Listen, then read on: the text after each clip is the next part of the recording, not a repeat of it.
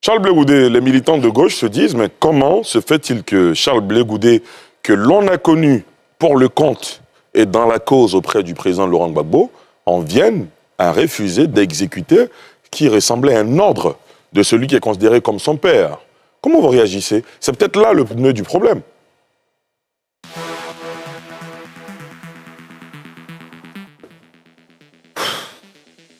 Ali, tout ça c'est gênant. Comment? C'est gênant tout ça. Vous savez, ça fait la 12e fois que dans ma carrière politique, j'ai fait la prison. 11 fois en Côte d'Ivoire, la 12e fois, c'était la Cour pénale internationale. Les 11 fois, quand nous sortions des prisons, on était unis. J'ai fait la prison avec Guillaume Soro. Tout ce qui nous a opposés. Avez-vous une fois entendu Guillaume Soro dans ce pays dire, quand j'étais en prison avec Charles Blé Goudé, il a fait ceci, il a fait cela. Avec tout ce qui nous a opposés dans ce pays, vous le savez, et tout ce qui nous oppose aujourd'hui.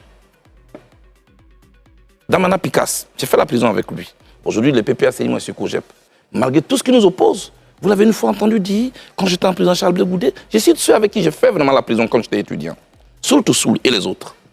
C'est la première fois dans ma vie, d'ancien prisonnier, que je sors d'une prison, que tout ce qu'on a fait à prison est sur la place publique. Ce monsieur qui vient de parler, avec mépris, regardez comment quand il parle de ma femme, il dit, je veux parler à cette dame. Il s'agit de Demba Traoré, pour le préciser, qui représentait donc à la Le président m'a dit, je veux parler à cette dame. D'abord, le ton condescendant ne peut pas venir du président Gbagbo. Je connais le président Gbagbo plus que lui. Mais il dit qu'il était témoin oculaire. Qu'il a été témoin, je suis en train de vous parler. Très bien. Ce monsieur n'a jamais perdu une seule seconde de sa liberté. Donc il ne sait pas ce que c'est qu'être en prison. Parce que lui, il venait à la prison. Moi, j'étais en prison. Avec le président Gbagbo. Alors, ce qu'il dit n'est pas vrai. Pourquoi? Je savais que c'était un complot.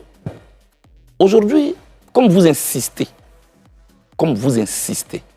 et vous avez beaucoup insisté, depuis que je suis arrivé en Côte d'Ivoire, vous me mettez le doigt dans la gorge. Je dis, je ne veux pas en parler.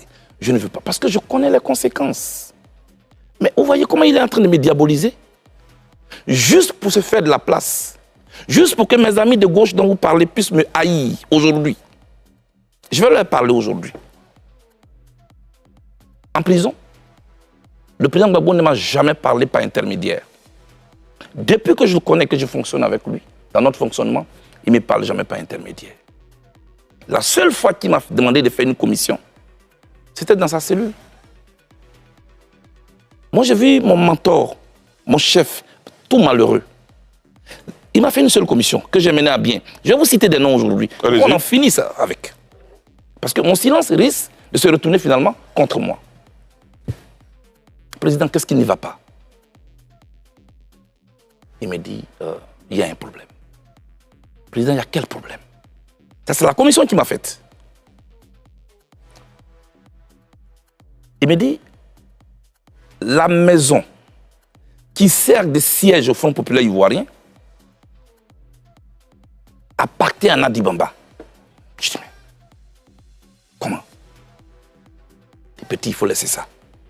Donc, elle est en colère. Est-ce que tu peux m'aider? C'est tout ça que vous voulez que je parle ici? Je veux dire, vous me mettez en mission? Il dit oui. Afi Nguessan, dont on disait qu'il était mon ami. Si j'étais en parlant avec lui, comment j'aurais fait cette mission? Donc, le lendemain à 7 h, quand on ouvre les cellules, il est 6 h à Abidjan. Je vais au téléphone chez les gardes. Je demande à parler à Mme Angéline Kili, que je salue au passage, l'épouse d'Afi Nguessan. Je l'ai au téléphone, heureusement. Je dis à maman, passez-moi votre mari. Hésitante qu'elle était, je la taquine. Maman, où vous faites chambre à part? Elle dit non, elle me le passe. Je dis, président Afi, je cite des noms, il est en vie. Le président Gbagbo souffre d'un problème. Votre siège est la maison de Nadi Bamba. Est-ce que vous pouvez rétrocéder cette maison? Il dit, mais ce n'est pas possible. Nous, c'est nos DG qui ont cotisé pour payer cette maison. Comment elle appartient à Nadi Bamba? Je dis, laisse tout ça, président. Fais-le au nom du président Gbagbo. Je t'en prie. Pour sa santé en prison, fais-le pour lui. Il dit ok. Comme elle m'a traduit en justice, Là, c'est le président Afi qui le parle. président Afi qui parle. Demandez au président de lui demander de me donner quelqu'un de confiance pour que le problème soit réglé devant un huissier. Moi, j'étais content parce que je vais de réussir un exploit pour mon patron. Je vais donc dans la cellule du président Gbagbo. Il dit, président, le problème est résolu. Demandez à Nadi Bamba de nous donner un an. Je vais donner à Afi, il m'attend au téléphone. À la CPI, le président a oublié de se lever pour aller au téléphone chez les gardes. Donc ceux qui racontaient que, oui, il y a des appareils enregistrés, tout ça c'est faux. Tout est suivi à la CPI. Il est parti, il a demandé le numéro, il est venu, il m'a donné un nom. Comment il s'appelle? Ousmane Si Savané, avec son numéro. Voilà le nom que Nadi Bamba a donné. Tout content, je vais au téléphone, je dis à Finguessan, voici le numéro. Le samedi, nous descendons donc dans la salle de visite. Nadi Bamba est contente. Merci Blé.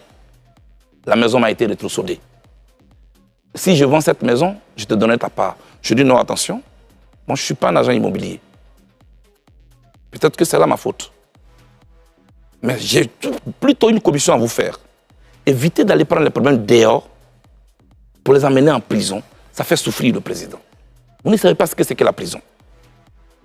Ali, je dis aujourd'hui aux membres du PPACI, ce qui leur sert de siège aujourd'hui, c'est la seule commission que le président Gbagbo m'a faite.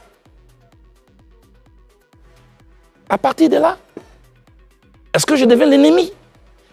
Tout le narratif qui a été construit autour du président Gbagbo, c'était pour nous éloigner.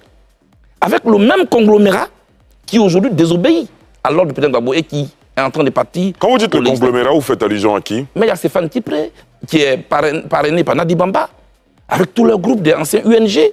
C'est eux qui aujourd'hui sont venus nous diviser à la gauche. Regardez, Lida Kwasi est en prison. Damana Pikassa est en prison. Kone Boubacar est en prison. Tous les camarades de gauche sont en prison. Le conglomérat de l'UNG est dehors. La gauche ivoirienne est victime d'un complot d'infiltration. Des gens qui ont mis en place un plan d'expropriation et un plan d'appropriation. Voilà ce dans quoi nous sommes. En ce qui me concerne, le président Gbagbo n'a pas refusé de me recevoir. Ali, je n'ai jamais voulu parler. Nadi Bamba m'a envoyé mon ancien directeur de cabinet quand on était en semi-liberté. Je cite des noms ce soir. Vous étiez encore à La Haye ou C'est à La Haye, Ali Derasouba. Il m'a envoyé Diaby Youssouf, qui vient me trouver à 3 h du matin dans mon hôtel à La Haye. Il dit qu'il a été envoyé par Nadi Bamba, qui lui dit de me faire une commission que voici. Et les Ivoiriens doivent se voir ce soir. Dis à Blé Goudé que tant que je suis en vie, il ne verra plus jamais Laurent Gbagbo de ses yeux. S'il l'a vu, c'est à la télévision. S'il l'a entendu, c'est à la radio. Mais mieux, mais j'ai dit pire, dis-lui que tôt ou tard, j'aurai sa peau. c'est la commission que Diaby Youssouf, votre directeur de cabinet, vous fait? Oui, et je lui dis, mais Diaby, tu as écouté aux portes ou bien on t'a vraiment envoyé? Parce que ce que tu dis est grave. Il m'a dit, c'est elle qui a même payé mon transport. Ali, c'est le programme de cette dame qui est en train de se dérouler sur moi. Au point que mes amis et moi, on ne peut pas se parler aujourd'hui. Voilà ce qui se passe. Pour le reste, je vous le dis, moi je parle. Et c'est la même chose. En 2009, je peux aller plus loin. Votre aîné, Issa Sangaré Yereso, il est en vie, je le cite. Il avait une émission qu'il animait qu'on appelle En toute franchise. Sur les antennes de la RTI, effectivement. RTI 1. Je demande que Guillaume Soro désarme. Parce qu'il a été nommé Premier ministre pour qu'en retour, il désarme. Vous savez ce qui s'est passé? 3 jours après cette interview, je suis convoqué par Nadi Bamba, chez elle à la maison. J'y arrive, je trouve Guillaume Soro. Je trouve Konaté Siriki. Je cite des noms. Je trouve Meïté Sendou. Je suis sur un banc d'accusés. Quelques minutes après, le chef de l'État de Côte d'Ivoire arrive. Me voici entre le Premier ministre et le chef de l'État. La dame prend la parole. Blé, présente tes excuses à Guillaume Soro. J'ai dit pourquoi? Pourquoi tu lui as demandé de désarmer? Les armes qui portent de jour, ça tonne. Ce ne sera pas contre Gbagbo. Tu ne sais pas. Tu ne sais pas de quoi tu parles. Qui suis-je? Devant le chef de l'État de Côte d'Ivoire. Devant le Premier ministre, je me mets à genoux, je demande pardon au Premier ministre. Et je n'ai pas dormi toute la nuit. Les armes ont tourné en 2011. C'était contre qui? C'était contre les Ivoiriens. Le président Gbagbo a arrêté.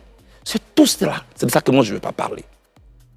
Tout ce que je dis, si elle n'est pas d'accord, elle peut me traduire en justice. Je suis prêt pour ce procès de vérité. Parce qu'on ne peut pas gâcher tout un combat comme ça. Toute ma vie, je n'ai fait que faire la prison. J'aime le président Gbagbo. Je n'ai rien contre le président. Est-ce que vous avez essayé d'utiliser d'autres voies et moyens pour rencontrer le président Gbagbo? Je suis allé rencontrer le pasteur Dion. Il est en vie. Je lui ai dit, est-ce que vous pouvez approcher mon père? Je veux parler avec lui. J'ai écrit une lettre que j'ai remise au professeur Hubert Oulaye.